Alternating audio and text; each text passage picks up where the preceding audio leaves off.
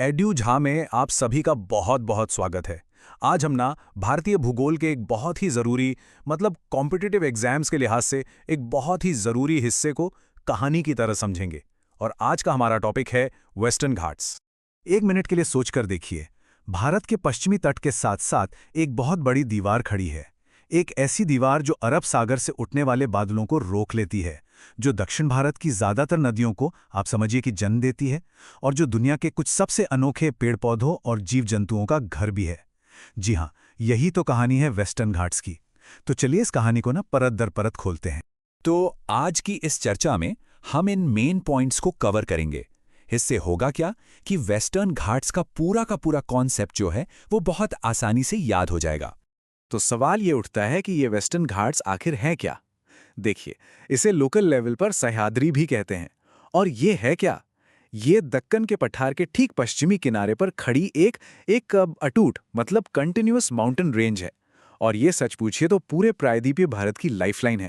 अच्छा, तो अब जरा इस विशाल पर्वत श्रृंखला के विस्तार और इसकी बनावट पर नजर डालते हैं। ये कितनी लंबी है, कहां से कहां तक फैली हुई है, आइए देखते हैं। तो देखिए, इसकी शुरुआत होती है गुजरात में, ताप्ती नदी के दक्षिण से, और वहां से ये महाराष्ट्र, गोवा, कर्नाटक, केरल से गुजरते हुए एकदम नीचे तमिलनाडु के कन्याकुमारी तक जाती है। और ये पूरा स्ट्रेच है लगभग 1600 किलोमीटर का। एक बात और ये याद रखने वाली है कि हिमालय के बाद ये भारत की दूसरी सबसे लंबी पर्वत श्रृंखला है। अगर इसकी औसत ऊंचाई की बात करें तो वो है करीब 1200 मीटर। और यहाँ एक बहुत ही इंटरेस्टिंग बात है, वो ये कि जैसे जैसे हम नॉर्थ से साउथ की तरफ जाते हैं ना, इन पहाड़ों की हाइट बढ़ती जाती है। और ये एक बहुत ही ज़रूरी फैक्ट है, क्योंकि यही चीज़ इसकी क्लाइमेट को भी बहुत ज़्यादा प्रभावित करती है। तो जैसा कि हमने अभी बात की, ये जो विशाल पर्वतमाला है, ये भारत के कुल 6 राज्यों से होकर गुजरती है। कौन कौन से? गुजरात, महाराष्ट्र, गोवा, कर्नाटक, केरल और तमिलनाडु। चलिए अब एक ऐसे सवाल पे आते हैं जो एग्जाम में सीधा सीधा पूछा जाता है। वेस्टर्न घाट्स की, और हाँ, पूरे दक्षिण भारत की जो सबसे ऊंची चोटी है, उसका नाम है अनाईमुडी। इसकी हाइट है 2695 मीटर्स। और ये केरला में जो अन्नामलाई हिल्स हैं, उन्हीं का एक हिस्सा है। अब हम वेस्टर्न घाट्स के सबसे जरूरी काम को समझते हैं, और वो है भारत के मॉनसून पर इसका असर और नदियों को जन्म देने में इसकी भूमिका। आप यूं समझिए, ये प्रायद्वीपीय भारत का वाटर टावर है। देखिए, इसके पीछे का जो सारा खेल है ना, वो पवन अवरोध वर्षा यानी ओरोग्राफिक रेनफॉल का है। अब ये क्या होता है, बिल्कुल आसान भाषा में समझते हैं।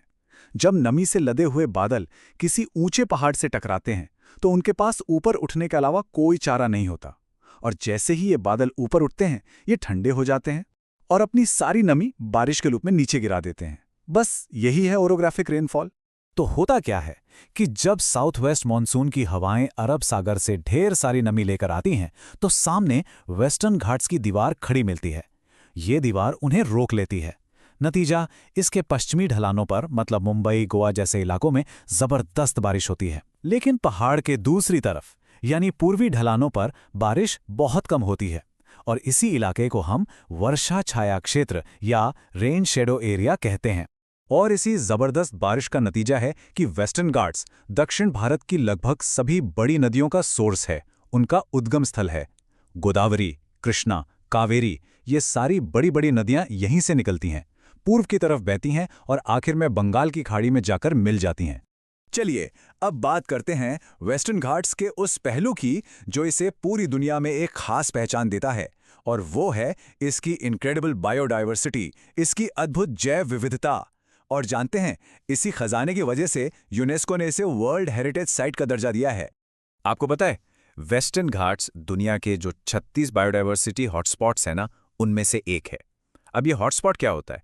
इसका सीधा सा मतलब है एक ऐसा एरिया जहां तरह तरह की प्रजातियां तो बहुत हैं, लेकिन साथ ही उनके वजूद पर खतरा भी मंडरा रहा है। तो किसी भी जगह को हॉटस्पॉट का टैग देने के लिए 2 शर्तें पूरी होनी चाहिए।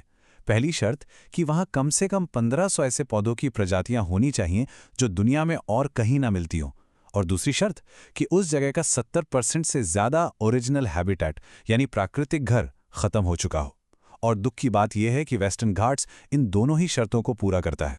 और इसी को बचाने के लिए, इसके संरक्षण के लिए ही इसे यूनेस्को वर्ल्ड हेरिटेज साइट का दर्जा मिला है। यहीं पर भारत का सबसे पहला biosphere reserve, Nilgiri biosphere reserve और अगस्त्यामलाई बायोस्फीयर रिजर्व भी मौजूद हैं।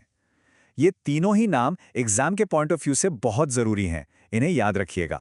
अच्छा, हमने बात की कि वेस्टर्न घाट्स एक लंबी दीवार की तरह है, लेकिन सोचिए, इस दीवार में आने जाने के लिए कुछ नेचुरल रास्ते भी तो होंगे। जी हां, इन्हीं रास्तों को हम दर्रे या पासेस कहते हैं, और ये दर्रे सदियों से ट्रेड और ट्रांसपोर्टेशन के लिए बहुत ही ज्यादा जरूरी रहे हैं। एग्जाम में अक्सर इन 4 दर्रों से सवाल आते हैं। चलिए एक एक करके देखते हैं। पहला है थाल घाट और दूसरा भोर घाट। ये दोनों महाराष्ट्र में हैं।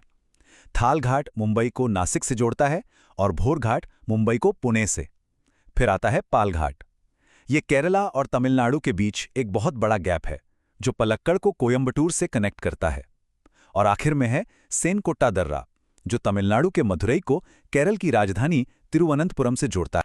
चलिए अब फटाफट से कुछ ऐसे एग्जाम फोकस्ड फैक्ट्स देख लेते हैं जो सीधे सीधे पेपर में आते हैं और जहां अक्सर कंफ्यूजन की वजह से गलती हो जाती है। सबसे बड़ा कंफ्यूजन होता है वेस्टर्न और ईस्टर्न घाट्स के बीच, तो इसको एकदम क्लियर कर लेते हैं। याद रखिए, वेस्टर्न घाट्स एक कंटिन्यूअस मतलब लगातार चलने वाली रेंज है। वहीं दूसरी तरफ ईस्टर्न घाट्स को नदियों ने जगह जगह से काट दिया है, तो वो टूटी फूटी यानी डिसकंटिन्यूअस है। और हाँ, वेस्टर्न घाट्स ज़्यादा ऊंचे हैं और नदियों का सोर्स हैं, जबकि ईस्टर्न घाट्स की ऊंचाई कम है। तो अगर पूरी कहानी का निचोड़ निकालना हो, पूरी चर्चा को बस एक लाइन में समेटना हो, तो ये सिंपल सा फॉर्मूला याद रख लीजिए। Western ghats is equal to monsoon plus नदियां प्लस बायोडाइवर्सिटी। बस ये 3 शब्द इसके पूरे महत्व को बयां कर देते हैं। और हाँ, जाते जाते एक और बहुत ही मज़ेदार और ज़रूरी फैक्ट ये भी एग्जाम में खूब पूछा जाता है। वो कौन सी जगह है जहां ईस्टर्न और वेस्टर्न घाट्स आकर मिलते हैं? तो वो जगह है नीलगिरी की पहाड़ियां। यहीं पर इन दोनों महान पर्वत श्रृंखला